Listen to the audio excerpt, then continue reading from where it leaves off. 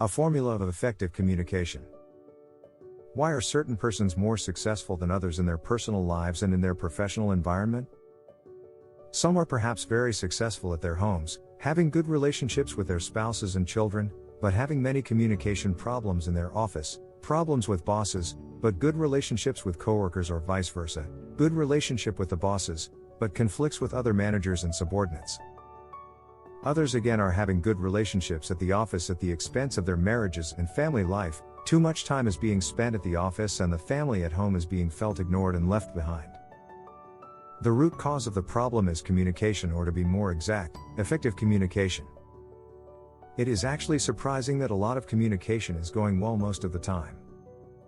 However, if a communication problem happens, the question, what went wrong, usually remains an unanswered question. There are plenty of books, articles and websites dedicated to the problems of communication. Some give scientific evidence of communication barriers and obstacles, but leave finding practical solutions to the reader. More practically oriented recipes are difficult to implement due to lack of time and practice. For example, the trait assertiveness. It has become common knowledge that it is important to be assertive in daily life. But how can one be assertive if he or she is introvert by nature? On top of personality, extrovert versus introvert, there is the issue of culture. People from certain countries are simply less extrovert than from other countries. Wouldn't it be extremely useful to have a simple formula of effective communication which can be used in all circumstances? I think the following formula would be helpful. Effective communication equals self-interest plus interest of others, disturbing factors. Or EC equals SI plus IO, EF. Let's look at the three elements of this formula. Self-interest. When people communicate, self-interest is probably the main reason for communication. One is far more interested in his or her own interests than in the interests of others. The above formula can actually be simplified even further by simply stating that communication is equal to self-interest. For this reason, communication is rarely effective because one is not trying to find a common ground in interaction processes but merely seeking a way to fulfill certain short-term interests. The most important problem in communication is probably asymmetry.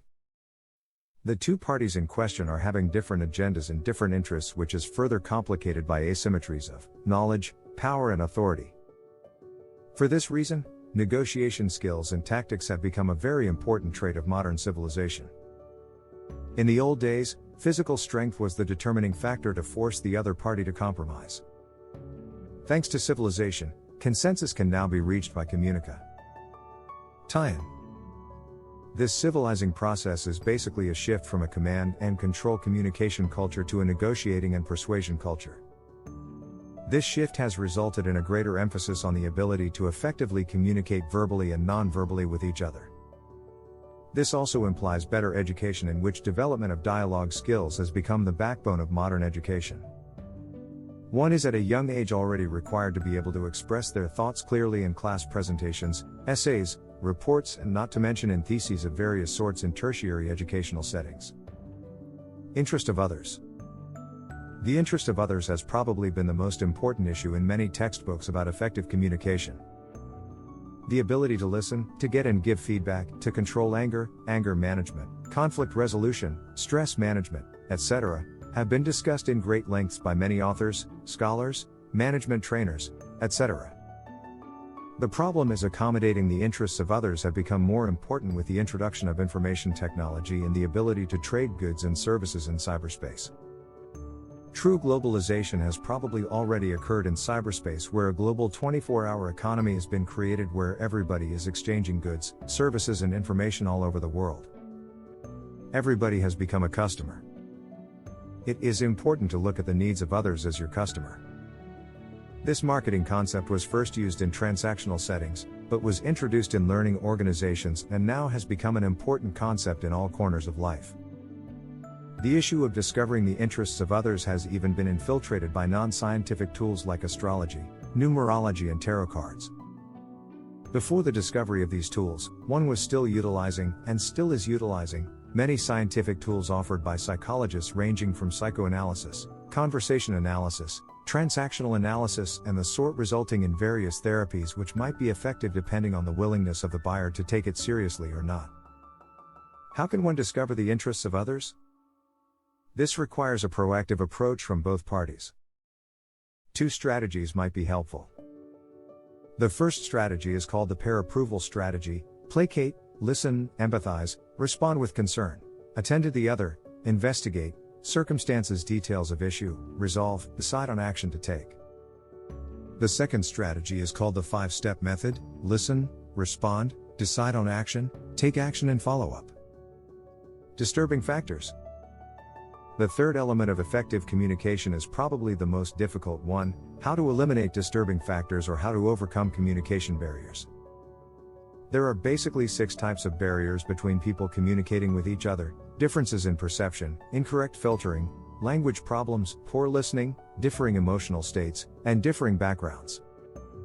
In order to overcome these barriers, one must be willing to avoid selective perception, condense messages to the bare essentials, use specific and accurate words possible. Always verify your interpretation of what's been said, be aware of the feelings that arise in yourself and in others as you communicate, and attempt to control them. Communication barriers also exist within organizations. Although all communication is subject to misunderstandings, business communication is particularly difficult.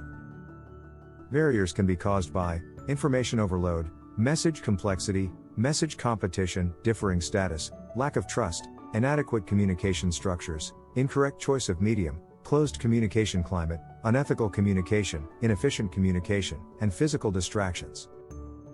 There are 3 distinct moments which can cause many communication barriers in organizations: during negotiations, when dealing with customers, and holding meetings. When you are negotiating, psychological barriers may arise. These psychological barriers may be yours or may belong to the other party. Be aware that people carry some of these barriers and listen for their effects. Look for signs of them in the other party, and in yourself, and use your communication skills to ease or lower these barriers.